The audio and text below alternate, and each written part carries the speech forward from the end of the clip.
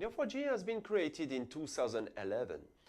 And first, at the beginning, we have different kind of storage formats inside and the way to use text with Neo4j with the listen index.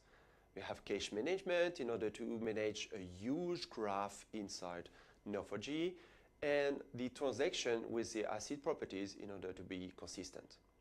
In version 2, in 2013, we have different way to manage labels on the nodes, some enhancement on the Cypher language in order to integrate external libraries and whatever.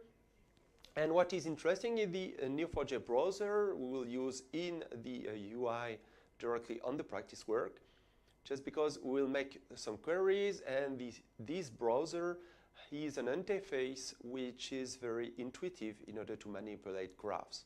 So we will have some fun just by manipulate this graph in a dynamic way.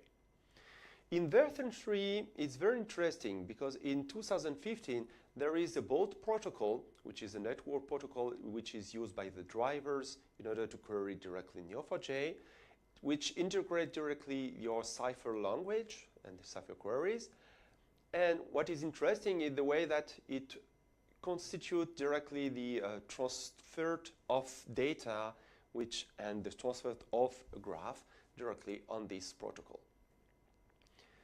On this version, you have also the cost planner of Cypher, which is very important in order to see that your query is optimal or not, if it uses the index you have created or not. You have also special functions and the way to provide variables in the language. In version 3.4, so last May in 2018, you have a multi-clustering. And the multi-clustering is the way to partitioning graph in a way with flags, but it's not sharding. Just be careful about that. We'll speak about the core of networks inside Neo4j, how it works, just because you cannot separate very strictly your graph in different nodes. And you have in this version data types for space and time in order to make your graph more dynamic and to place nodes geolocalized inside a map, for instance. And in last version, in 3.5 in November, we have the performances on the indexes which have been enhanced just because they have integrated more cache in the management of these indexes.